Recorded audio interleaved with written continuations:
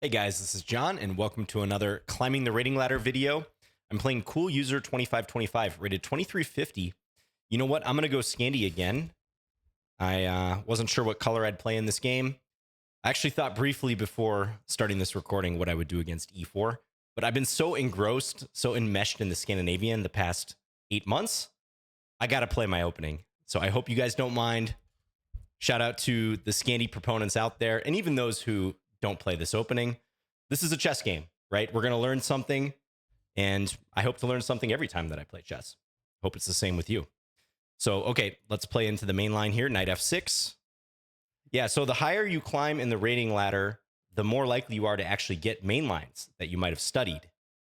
It's worth studying sidelines and things that happen at your rating level, of course. In fact, I think it's very important to do so.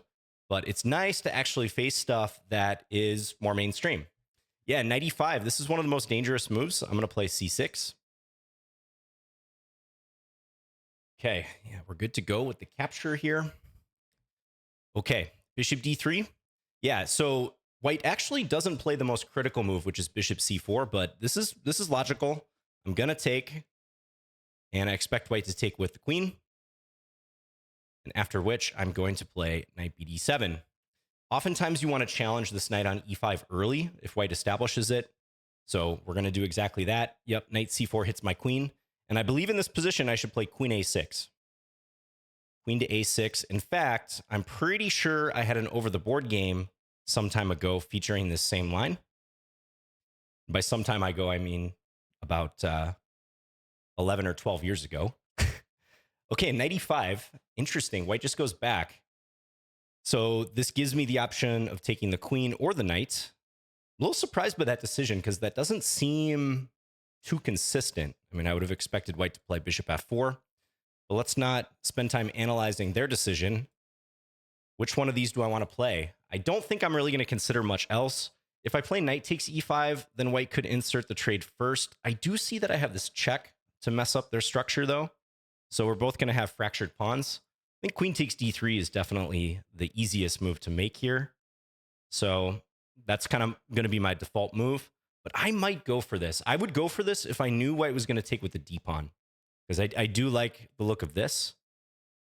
I think that structure is a little bit weak. So let me just assess if we get this trade and I throw in this knight f3 move, if it makes sense for me. Because again, it's a position where we both have some weaknesses to speak of. We both have sets of double isolated pawns. I don't want to spend too much time here. My perennial saying in these videos. This is a 10-0 game, by the way, no increment.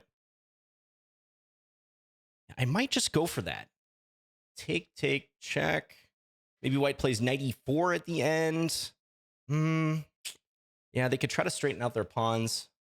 No, I changed my mind. I'm going to play queen takes d3. We're just going to go with this one. And again, I expect knight takes. I think white's going to move the knight again. No, yet again, white plays a surprising move. Okay, so now white has the double isolated pawns. I'm really pretty surprised by this decision. Let's play e6.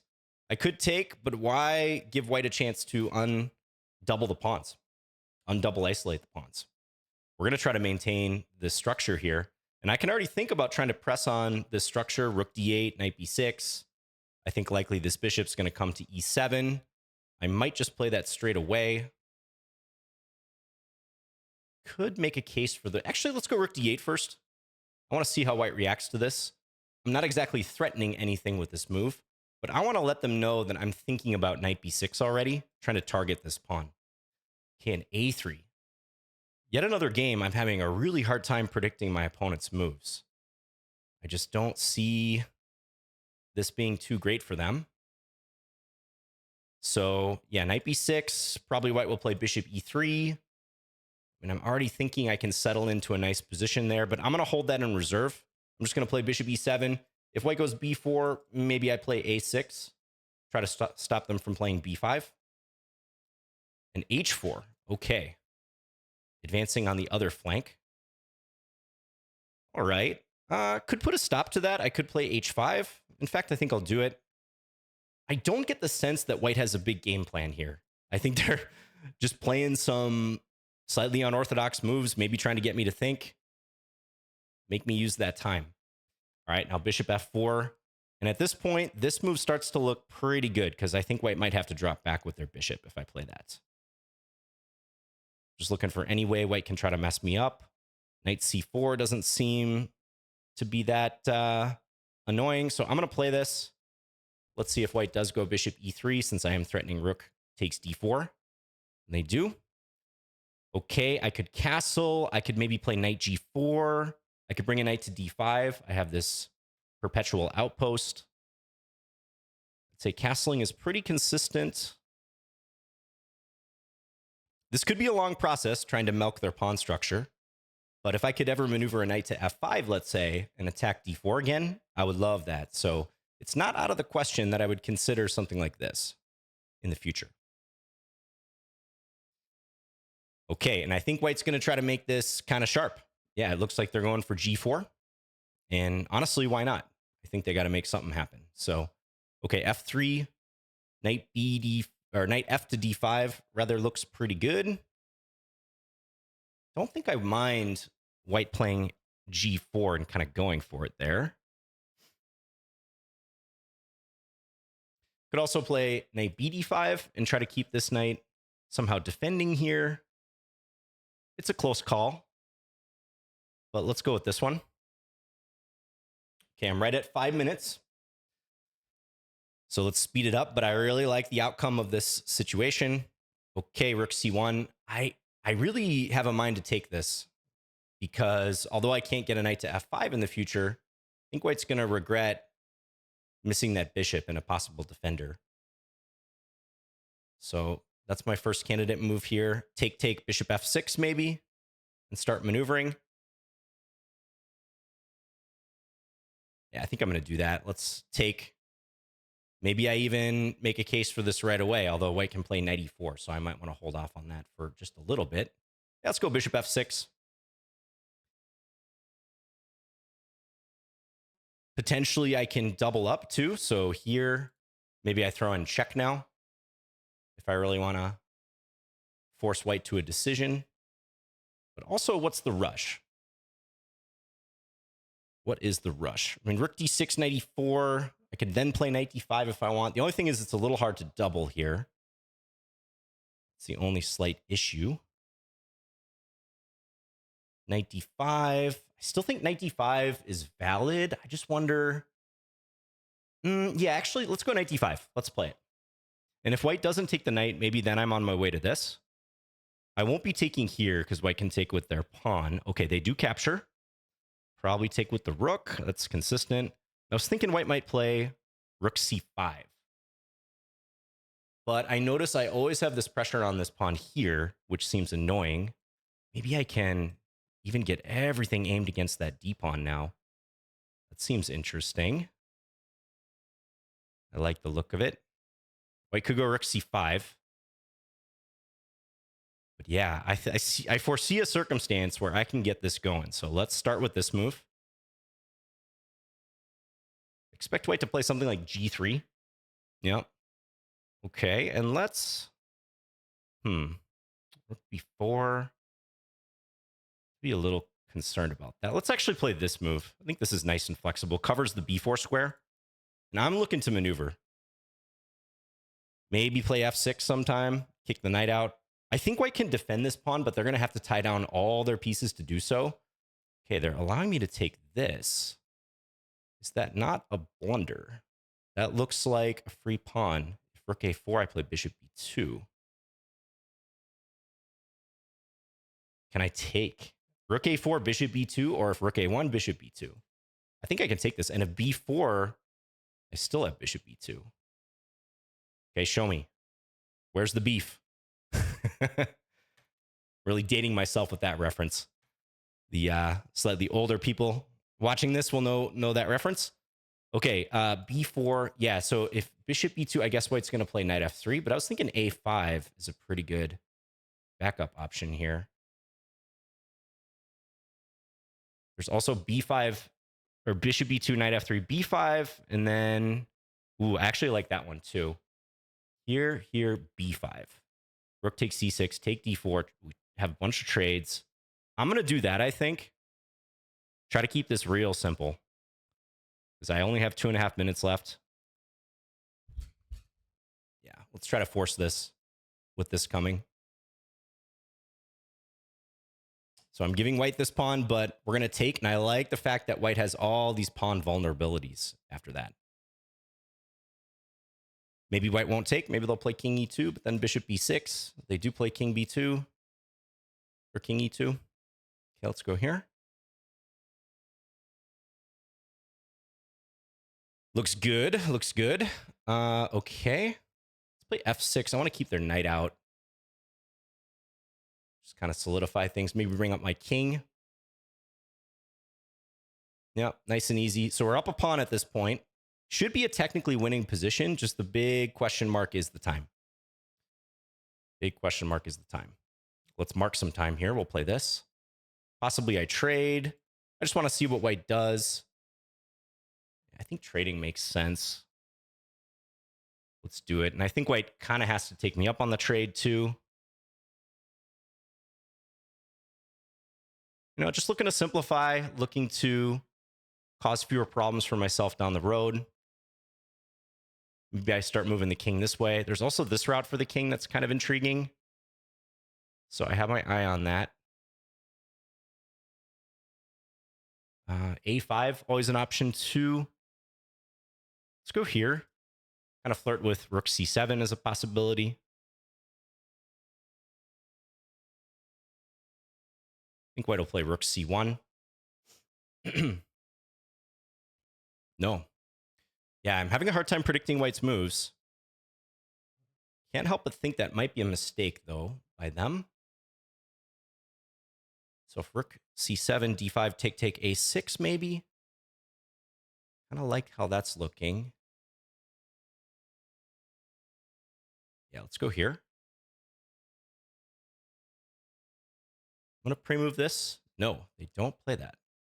Okay, well, now we get the rook involved. We're going to have to play rook b1, I would think.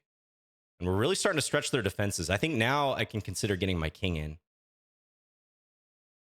I might just be able to walk right up here. Let's do it. I'm curious how white's going to hold this because they're stretched to their absolute limit with their defenders. So let's keep trucking. Guess they're going to move their king now, but then this pawn is close to falling. It's not quite falling, but it's close. Let's penetrate. Okay, check. Oh, wait, could I have taken that pawn? Maybe I could have. Actually, didn't even notice. Okay, now if I take there's rook over. Okay, let's get this out of the way. Might want to prepare this, but if I take it right away, there's knight e1. Man, oh man, this is stressful. I think I can capture.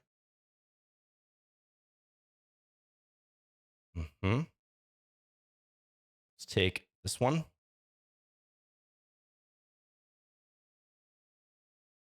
Okay, so white has a passed pawn, but I've got it pretty thoroughly blockaded for now. Let's take. I'll go capture that.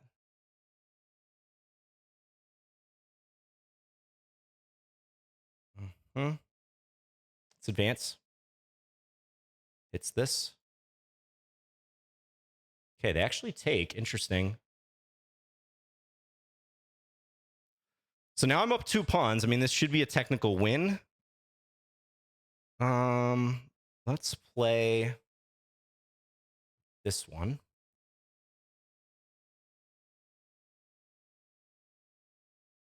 And then I want to take this pawn. Kind of allowing rook a7, though. Let's bring this up. Threaten checkmate.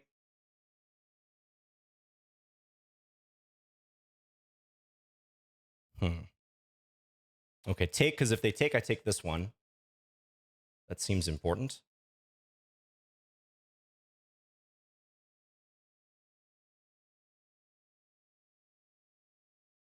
They might keep their H-pawn just to have some sliver of counterplay. I think this is almost certainly a technical win with the 2 passed pawns.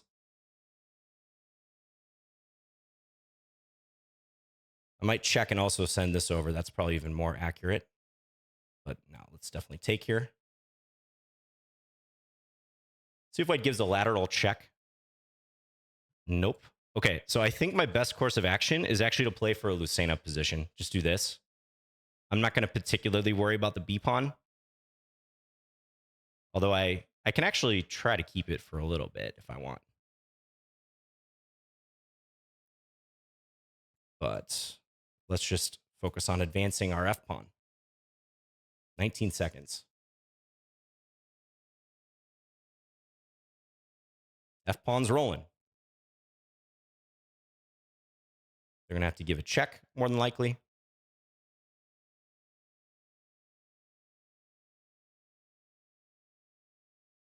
So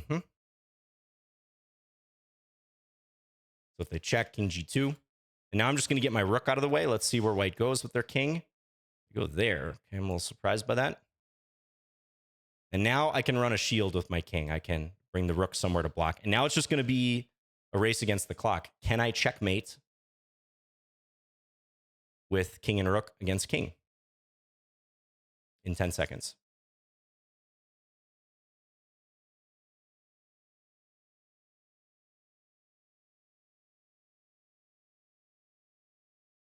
Okay, so they're keeping that on board. A little surprised.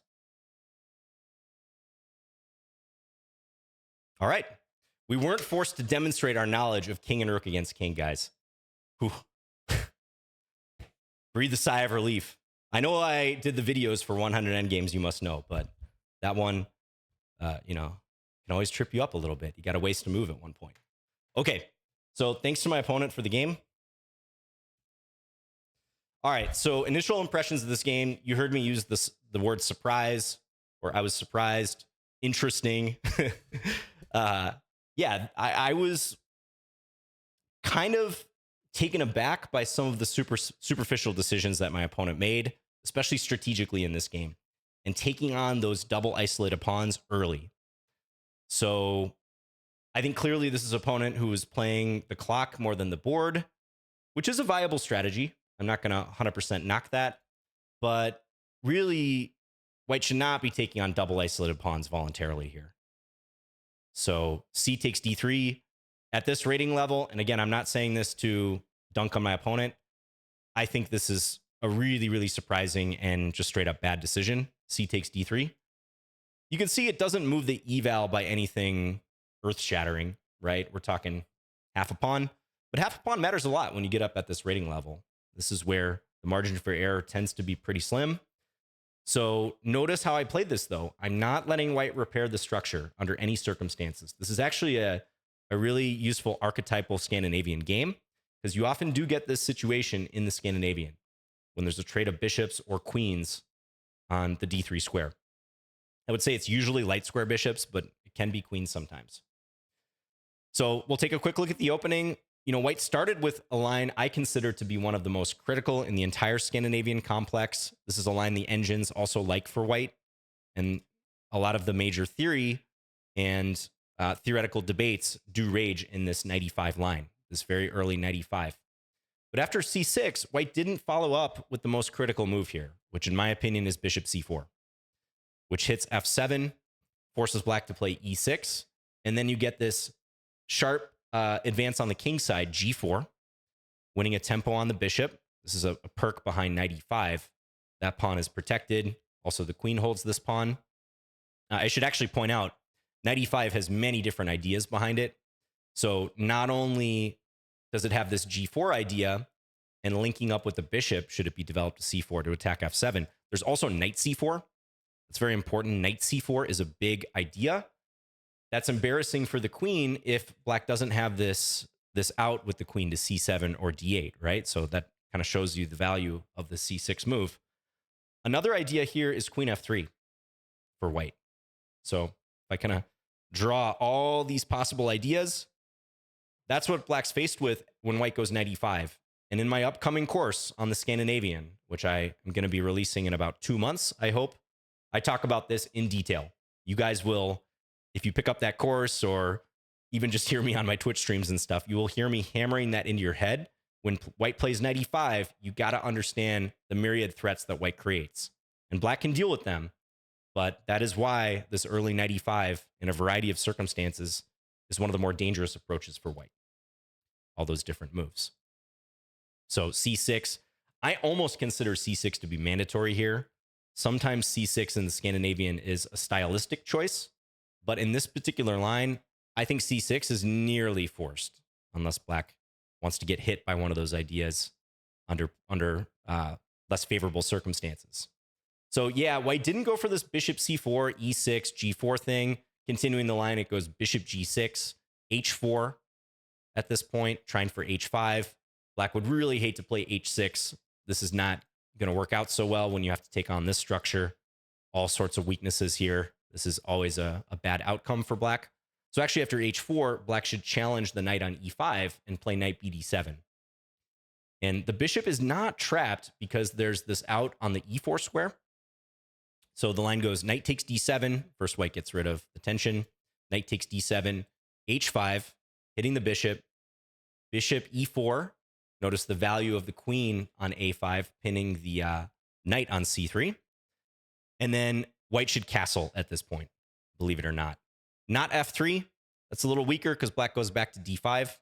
White should actually castle. And this kind of shows you modern chess and the lengths that people go to in flaunting traditional chess principles, right? So this line has been around for a while, but again, the engines like it. They think it's potentially promising for white, but look at what white is doing here. I mean, we can even flip this around to really highlight it. There's not too many players you're going to encounter who are going to be truly comfortable with this scenario, in my opinion. Like white castling, it's scarcely believable castling is legal, by the way, because the king is not passing through check. But white is castling after having flung the G and H pawns up the board, not one square, but two squares or more. And for the rest of the game, their king is going to be somewhat exposed. But it's all about speed of development, creating threats. By castling, white is now threatening knight takes bishop on e4. So black plays bishop d5. Then white gets to seize the bishop pair. Knight takes d5, c takes d5, bishop d3. And from here, there's further theory. I won't go into it, but I'll just say that bishop d6 is the main move. And black has potential to castle on either wing. They might play g6, try to chip away at the king side. Your engine's going to say white's better here. But again, it takes a lot of confidence and preparation to go into this as white, because this is a situation that can easily reverse on you from the white side. But both sides have to play accurately in this. So I was kind of looking forward to a game like this against Cool User 2525, but they played that less critical bishop d3 move.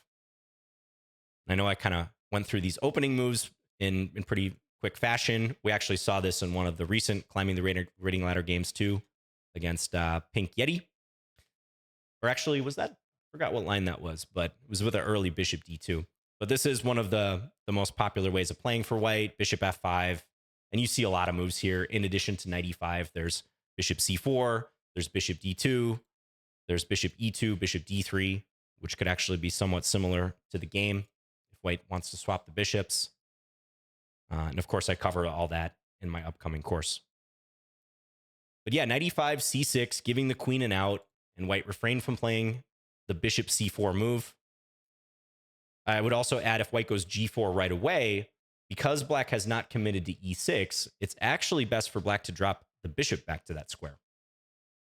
So you play this move, and then you continue like this. Sometimes black even fianchettos the dark square bishop. And g4, it's a committal decision. White's always going to be a little loose on the king side when they play that, despite it gaining tempi. Okay, so back to the game. Bishop d3. We get a trade of the bishops. Sometimes black will keep the tension, but this is not a case where it makes sense. If the knight is not on e5, you can consider keeping the tension. But we're going to exchange here. Yep, knight bd7. I think it's also okay to play e6, but I do like challenging this knight pretty quickly if I have the choice. Yep, knight c4. And here, a few different retreats for black. queen c7, that would be a common way of using the c6 pawn to our advantage, dropping back here. There's some circumstances where white can try to prepare bishop f4 against this move. So something like queen f3, looking to play this bishop move with tempo. But I do believe black's doing okay there. But I do remember this queen a6 line from my course. I think black's doing quite well here.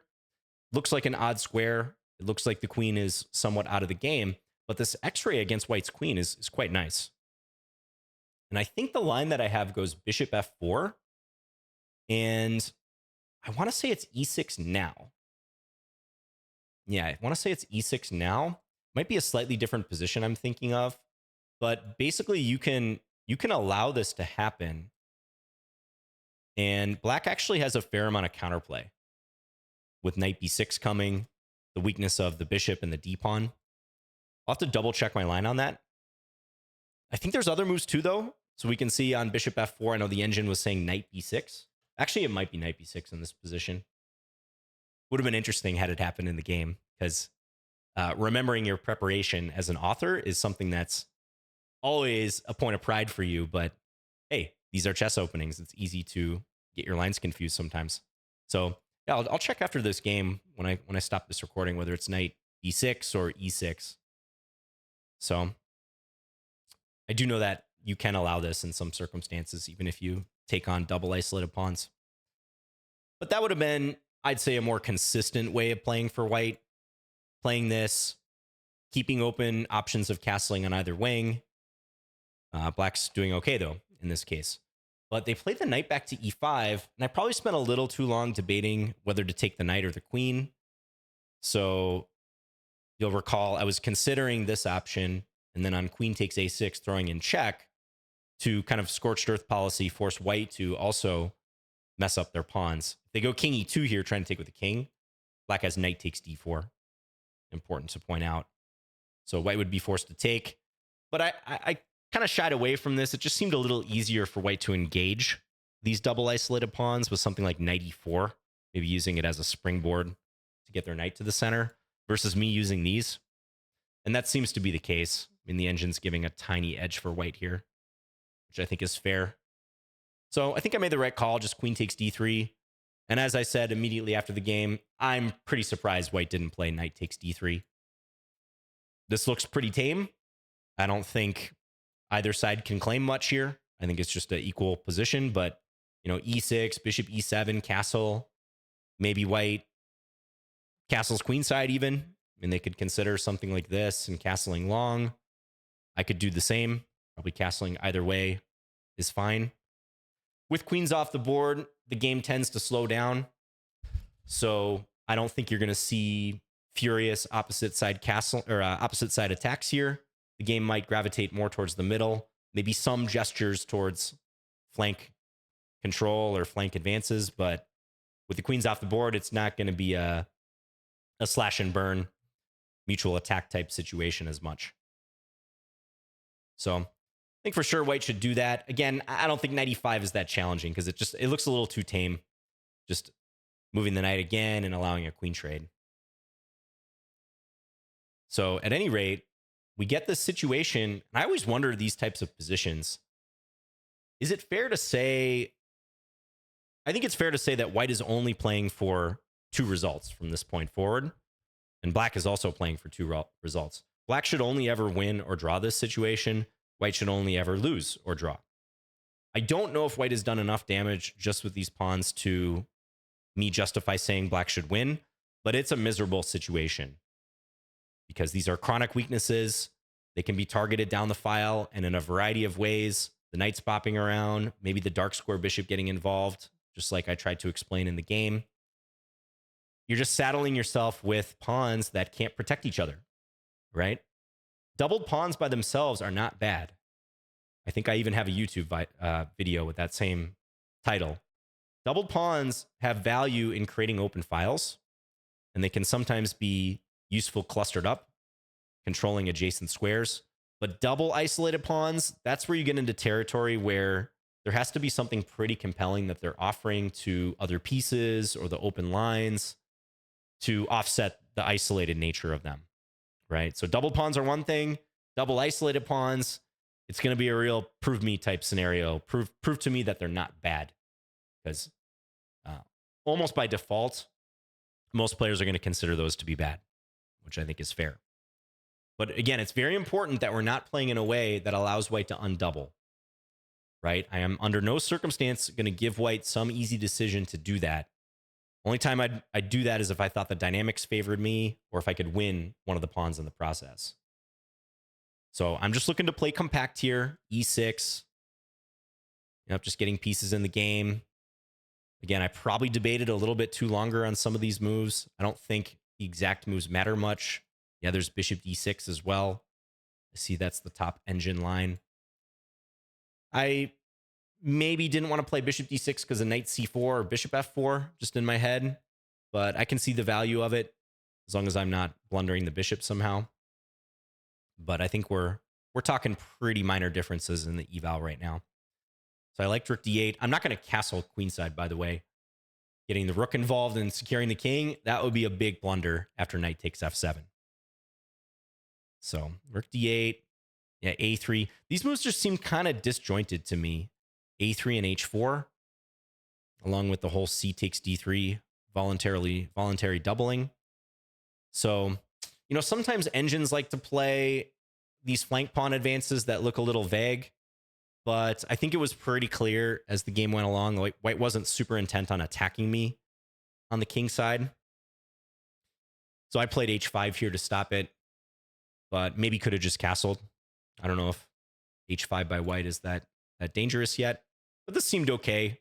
I wasn't that worried about the weakness of the g5 square. White plays bishop f4, and this is where I reminded white that, hey, this pawn can be targeted down the file. So they did retreat and defend. And interesting here, look at this. So the engine's top move is knight c8. And this alludes to the route I was mentioning, where if I could ever get my knight to f5 and bear down on d4, then white's really feeling the heat on that pawn. They're going to have to figure out some counter to that. So I didn't consider this route with the queenside knight. I was mostly thinking about with the kingside knight after I castled, playing something like knight e8, knight d6, knight f5. Yeah, knight c8, knight d6, f5. That's available too. Okay, so I just castled f3. I thought white might go for g4, but they quickly shied away from that. Yeah, knight fd5. I think this is a good move. Just eye up the bishop. I was thinking if white steps back to f2, knight f4 check starts to look pretty good. I think white's going to have some concrete problems here. Like if they go king f1, I can play Ben Feingold's favorite move, f6, hit the knight. It can't jump to g6 because I'm guarding that square. And if the knight leaves the e5 square, I can take on d3. So something's got to give at this point for white. And if white takes on d5, I will recapture with my other knight. The d5 square in the Scandinavian is a common pivot point for black's pieces, especially a knight later on. It does really well in that square, supported by these two Scandi pawns. I really love this type of position, by the way. You guys might have seen from my videos and what you know about my style over the years. I think I really thrive in these maneuvering type situations where I have a safe king. I can accumulate these small strategic advantages. I studied lots of Karpov, Kramnik, Capablanca games as a kid. I always identified with those players more than the Fishers, the Kasparovs, the Tals. As much as I appreciate those principled players, those dynamic attacking players, I always liked how the strategic guys, the positional players, would just mow you down, but over the course of 50 or 60 moves. It's like they didn't have to do it in a flashy way. They were just slowly asserting their control. Like that always impressed me, winning like that. So this is exactly the type of position I like to play. Yeah, and I took the bishop. I mean, that's debatable, but I do have somewhat of a logjam on the d5 square. My knight on b6 can't join the game so easily unless I'm going to go with this route to f5. So taking on e3 makes sense. And then bishop f6. Notice I'm not threatening anything yet. We're just trying to strip away some of the defenders. So getting rid of that bishop I knew that this pawn on d4 was going to be weak for the rest of the game, even more so than it was. And maybe I open up a route for something like this later. Maybe bishop takes e5 under some circumstance could be correct. Again, if the dynamics favor that decision to allow white to undouble, but perhaps I'm able to win one of those pawns in the process. So just poking and prodding. Yep, f4. And I went knight d5 here. I'm trying to remember. I'll have to go back and look at this video afterwards. I don't think I considered this knight c8 route. It's a backward knight move. I mean, it's hard to conceive of. The knight is pretty far away from f5 right now, but I wish I would have found that. I think this move is decent, but how would white realistically have responded to this? Because it's hard to prevent me from getting to that square. Even if they play knight e4, that covers the d6 square, but I can go knight e7. A trade on f6 doesn't help white, right? Knight f3. Then I have my pick here of checks that I can give. Knight d5. Because white can't hold the f-pawn. I think this looks like they're going to run into checkmate very soon. They'd win if it was king of the hill, but they're going to run into, again, Ben's favorite move, f6, checkmate on the next move. That would have been picturesque. Yeah, this would have been nice. This is something in a classical game I definitely would have found, but I was starting to feel the time pressure here, and I didn't want you guys to yell at me in the comments that I'm giving you a heart attack.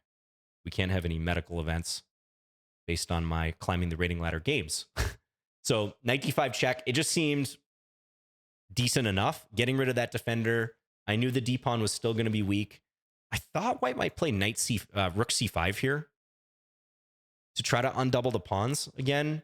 What was I thinking against this? I think I was just thinking rook d6 and then double. This looks kind of like the game. White defends. Yeah, this is pretty similar to the game. I'm kind of blocking my bishop from reaching the b6 square, but pretty similar situation. I mean, I could move this even if I want and try to send it there. Now there's this rook b4 move that white has that might be annoying. I'd like to keep my structure as is. Notice I didn't do a whole lot with my pawns until later. So a little bit of a wrinkle there. I think rook c5 is probably the best chance, at least. White played rook c4 instead, rook fd8. Wonder if white could have played this here, because I didn't see this idea till the next move, but that could have been worth a shot, because it'd be easy for me to blunder here. If I play b6, I lose this pawn. I can't use the d7 square. And if I play rook b8, I run into, I would think knight takes c6. Is there something wrong with that? Using the pin, a5. Okay. I don't think I'm going to find that one. a5 is apparently working here. Wow. Rook b3, a4, rook b6, rook d6. Nice engine line there, pinning the knight. Okay. But yeah, I think rook b4, white has to search for any sort of counterplay. That would have been interesting to see how I'd respond to that. What was it saying? I have c5 or bishop takes. Okay, if bishop takes and they take with the f-pawn, even that somewhat improves white's structure, because it at least allows those pawns to create one island. Yeah, this is still going to be tough for white, because I think I can try to bust things up, and they're tied down to this d-pawn for now. But some drawing chances here in the rook endgame. But they played g3, and g3 is pretty logical. That definitely strikes me as a normal move, because white wants to relieve the burden of their rook in defending the h4 pawn. Right? So g3, I think, makes a lot of sense in that regard. I played bishop back. So again, it wants me to go bishop takes e5. Bishop takes.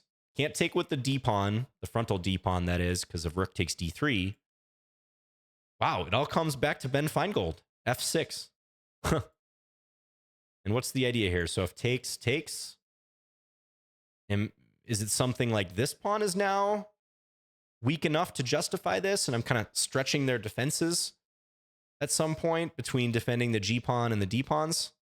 I don't know. That's counterintuitive to me. I wouldn't say that's going to be a normal decision in this position. I think I want to try to milk this longer. So bishop e7 stops this rook b4 move. And I was really looking forward to this maneuver. Yeah, and for white, it's a really tough spot. They got to just sit here and wait, more or less. Again, I do wonder if this is already technically losing for white. I kind of feel like it should be. I think they have enough weaknesses to not be able to hold in the long run if I play accurately and just bring things to a boil. But white played b3, and with 3.5 minutes left, I couldn't see why not take this pawn.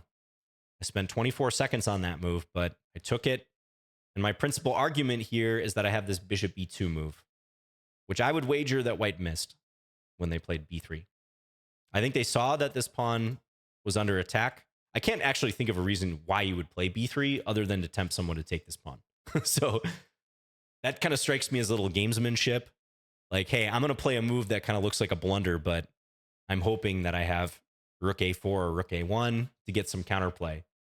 And in fairness, those moves would probably be decent, well, especially rook a1. Leave this rook to defend here. Like, if I had to go back and white gets to take, well, suddenly they've got plenty of activity to offset this passive situation that they were just in. But the fact that I have bishop b2, I would bet that white missed that nuance. So white played b4, and I went ahead and did this. Yeah, I was debating between that move and a5. I actually didn't see rook b5. That is a good point that this move is possible. I like what I did here, though. You know, if I play a5, take, white can put me in a semi-pin. If they move this rook, maybe knight c4. I've taken my rooks away from the d-pawn, so white has a little more freedom. I'm pretty satisfied with this bishop b2 call. Again, a move that cost me a lot of time, but it forces white to play knight f3. They can't just lose this pawn. So it forces them to go here, and I saw this forcing line, b5. The rook has to move away, take the pawn. And I was thinking if they take like this, I'm going to win another pawn at the end, which I think should be technically winning. The engine's showing something like this. I don't think white should survive this, although maybe they win one of the pawns back. Rook a3 at some point. Okay. Yeah, because this rook is just in a poor enough position where I can't defend the a pawn if white plays something like this. But I can go here. And if takes a7, I take with check. Okay, I think there's some subtleties here. Rook a5, it wants white to play first. Maybe they can temporarily blockade these pawns. This is close. I would be surprised if white could hold this, but maybe. We won't investigate it in detail right now, though. Because white played king e2 instead. And I felt really good bringing this bishop back to b6, even though white has the knight on the board, and we know the knight is the most annoying piece. I liked how this whole queenside construction was on lockdown. Very hard for white to create a threat against those highlighted points. And I'm threatening rook takes d3. So rook c3. And when you have a static advantage, the name of the game is patience. Do not try to force things too early. This is why I played f6, moved up my king now. I know I don't have a lot of time on the clock, but on the board, I want to continue increasing my advantage, not taking any unnecessary risks here. And there's no way to break through yet. I could play a5. I shouldn't say there's no way, but I didn't see a compelling reason to do this when I would just have to manage the b pawn in the future. I'd have to think about the defense of the b pawn. So I kind of figured I'd always have a5.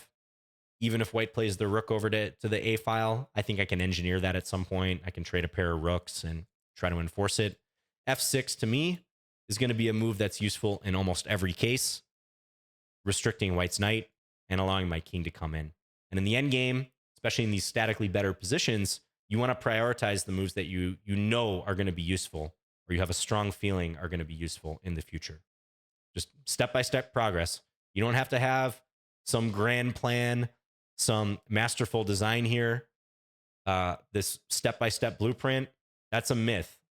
In fact, that's a myth for a lot of chess positions that you're going to play in your life. Most chess positions, most things that are going through a master's head as they play a chess game are varying move by move. they have a very loose overall plan, but it probably involves some short range calculations and maybe some general positional considerations. Like earlier when I was playing against the doubled pawns and I was saying, under no circumstances am I going to allow my opponent to undouble the pawns. It's going to be more stuff more like that most of the time. Really, the only time you get these very grand plans, these step-by-step instructions, often written in a chess book after the fact, about how to win a position or play a position, is when the position is very dynamic and concrete, and you actually can calculate quite deeply. The moves are forced enough for both sides where you can do that. Or on the flip side, the position is so closed and one side is so helpless that you can actually pretty reasonably predict that they're just going to shuffle and kind of more or less maintain the status quo, and you have almost unlimited moves to improve your position. And this position is more in the latter camp, that very restricted situation I just described, but it's not quite there. I mean, yeah, I can march my king up, but with 2 rooks on the board, a knight, I don't think I'm quite there yet. So I'm just trying to play useful moves. White is unable to really create a threat here. So just bring up the king. White's shuffling. I'm protecting the 7th rank. And I thought, okay, let's trade a pair of rooks. If I had more time, I think I might have considered just doing this right away. I do see that the engine likes that. I noticed that my rook, or rather bishop, is controlling the g1 square. So if hypothetically I get my king up to g4 and attack that pawn, white would be unable to play rook g1. Might just turn out that white has little actually to do in this case. But with time dwindling, I felt better with a pair of rooks coming off the board. So rook c7. If white doesn't trade, I think I'm getting in and maybe going after the b pawn. White tries to attack the a pawn. I go back. Again, patience. There's no reason to play a move like e5 here. If I do something like this, I'm just giving white potential squares to work with. Their knight becomes more relevant. This pawn becomes weaker. A lot of times people push pawns when they don't know what to do, and we don't want to do that unnecessarily. So yeah, rook d7 gives me more leeway with my rook. I can now play this rook c7 move if I want. And I thought white was going to go here. Rook c1 to kind of front run me playing my rook to the c file. And what was I thinking at this point? I don't remember if I was going to play this move. I knew that I had this option, but I would have had to do a little calculation here. Maybe make sure that I can properly protect this stuff and maybe go here. This actually does look winning because let's say white even started leaning in the direction of defending this pawn with their king. Yeah, I probably punch through at some point and go after this g pawn. That's probably going to be winning. Maybe get up past h pawn. So the fact that these pawns are on dark squares might come back to hurt white. But who knows? I might not have rushed rook c7. I might have played some sort of improving move. I might have gone a5. But white played d4. Yeah, trying to get this pawn through. And now I went rook c7. And this is another point in the game where I thought I had a beat on what white was going to do. I would have bet dollars to donuts that white would have played d5 here and tried to get rid of this pawn once and for all. One of the pawns that has been plaguing white throughout this game. And I was planning to take and then play a6 with the idea that if white takes on h5, I play rook c4 and I go after this pawn. Or maybe throw in this first. I don't know. But I see the engine is actually not that impressed by that. Rook d6 is a move that I missed here. Knight e1 looks pretty advanced, but I guess the idea is to go knight d3 and support the pawn. Yeah, I think if white had played d5, I would have taken it. Which, again, I see is not the engine's preference. It's saying go rook c4 and attack this pawn, which in hindsight looks pretty obvious, but allowing d6, when you have this little time on your clock and you have an easy decision to take, is a bit counterintuitive to me. But the engine's saying, no problem. You can bring your king in front if you need to. You can even take here. And when they advance, play king e7. Yeah, something like this. Okay. But white did not do that. They played king d3, and I got this rook in, attack this pawn. And now, with white completely tied down to their weaknesses, notice they need all their pieces on their current squares or very similar squares to defend the b4 and d4 pawns. This is where I can really start improving my position and bringing this king g6, king f5, king g4 idea to fruition. You know, there's this concept of the principle of two weaknesses in chess that says it's hard to win a game based on one weakness alone. You often need to create two or more weaknesses, really stretch your opponent's defenses. It's an old Capablanca principle. And I already have white saddled with two weaknesses, and I'm a pawn, but they are holding everything. Rook's holding b4. Knight and king are working together to hold d4. So maybe I could win if at some point I play a5 under favorable circumstances, I don't know, or send my rook somewhere. But the thing that's really going to break their back here is when I get the king in and attack this g3 pawn. That's the third weakness in the position that it became clear they can't really do much about, because they don't have the availability with the pieces. There's nothing to call up to defend that. They could maybe have gone king e4 in this position, but that does give my rook some maneuverability. I wonder what happens there. I probably would have played rook c2 and tried to go rook g2. Doesn't seem like white can hold this. So yeah, I really think this is game over as long as I manage my tactics here and don't lose on time. So white's just waiting. I get the king in. Again, if they try to keep my king out, well, that takes away a valuable defender of d4. So I'm cashing in. So rook b3, king g4. Yeah, and I don't know why I didn't take this pawn right away. I think I just hallucinated here. I thought for some reason their rook was defending the pawn laterally, but that's clearly not the case. So just looking at the time, Engine actually says I played the best move here, rook c1, but that was not planned. Taking is, in hindsight, what I would definitely want to do. Yeah, maybe they would have gone here, trying to do some sort of discovery, but I can always play my king back, I think. Ooh, maybe not. That's a funny draw. Like this, because if I step to the third rank, they got that check. Ooh. So now play rook c1? Uh-huh. That's kind of what happened in the game, wasn't it? I played rook c1. They went king f2. I gave a check. Yeah, still a little trap here. If I take, big mistake, 91 check, wins the rook. So we always need to be asking ourselves, what was the purpose of my opponent's last move? And is the move I'm about to play a safe move? My chess students out there will know that I harp on that one. Is the move I'm about to play a safe move? And I'm picturing king takes g3 in my head, and no, it is not safe because of the discovered check. So yeah, rook a2, just get that rook way out of the way. And now I think it's inevitable that I'm going to win a pawn. White can't go knight h2 check because I'm protecting that square. If they try to defend by moving the knight elsewhere, I can pick up the d4 pawn. So white played rook d3. I took. Yeah, and this got a little bit dicey. I don't get the sense that I blew the win. But yeah, even here the engine's saying, don't take this. Actually go rook b2 now and go after this pawn. Again, the type of thing that if I had more time, I would have considered. I just saw that white didn't have a knight move that would win a piece, and I was satisfied with that. But in fairness, they do go after the pawn.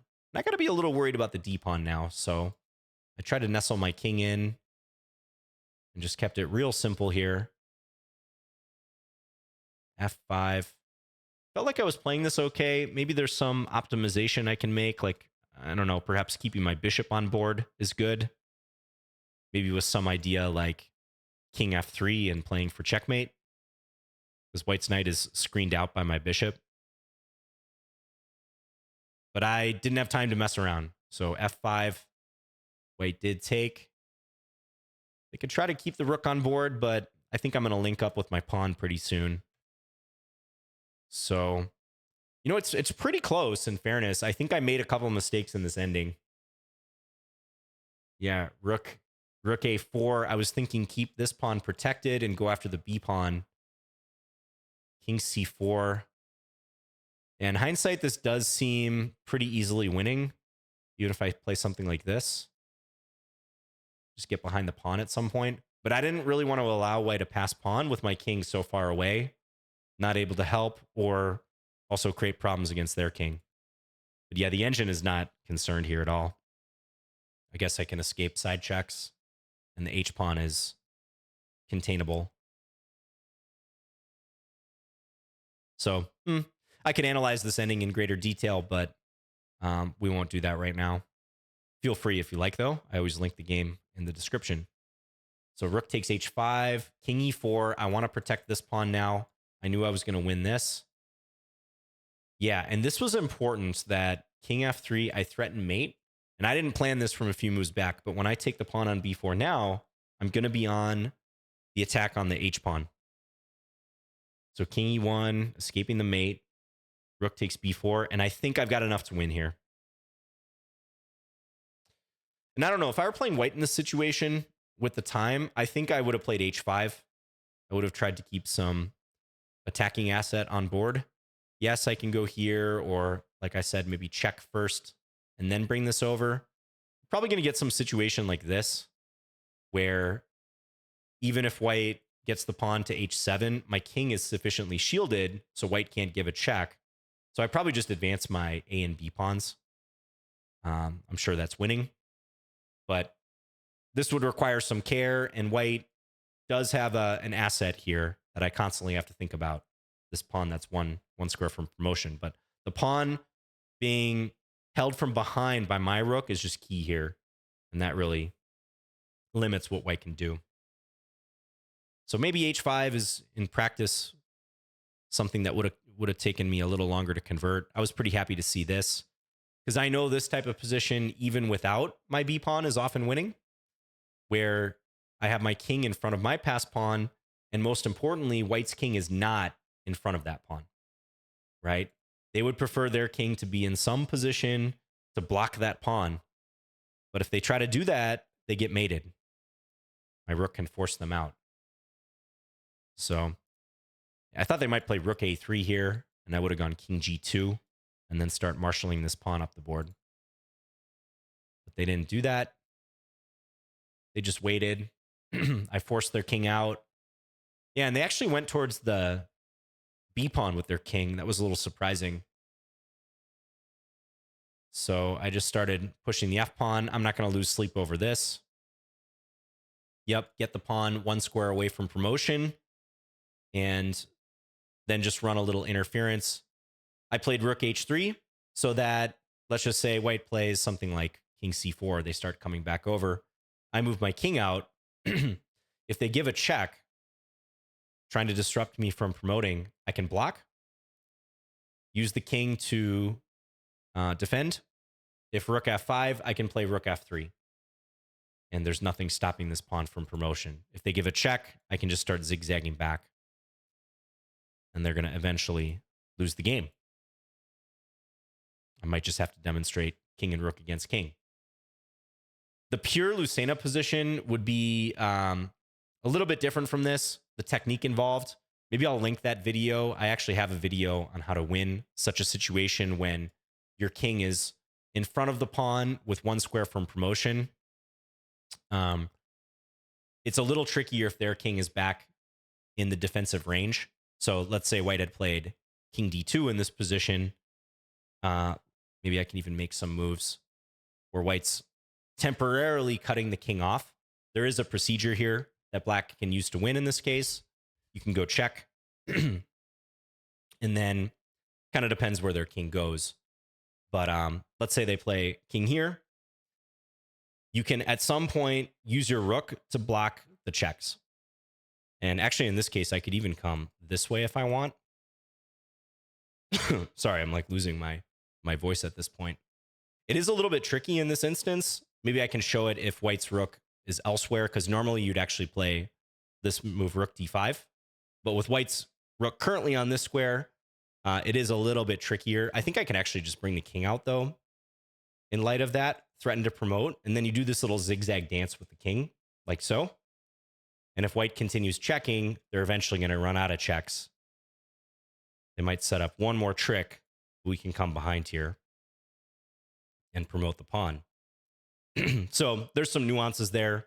But yeah, I think black can march the king out just to kind of show it in its pure form. It's like this, moving the rook up to, in this case, the 5th rank. And if white waits, now we bring out the king. They give some checks.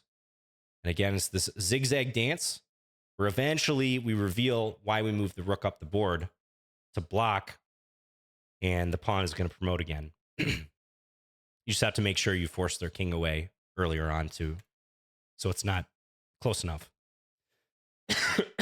Okay, I can tell I'm talking too long. I've been talking a lot the past couple days.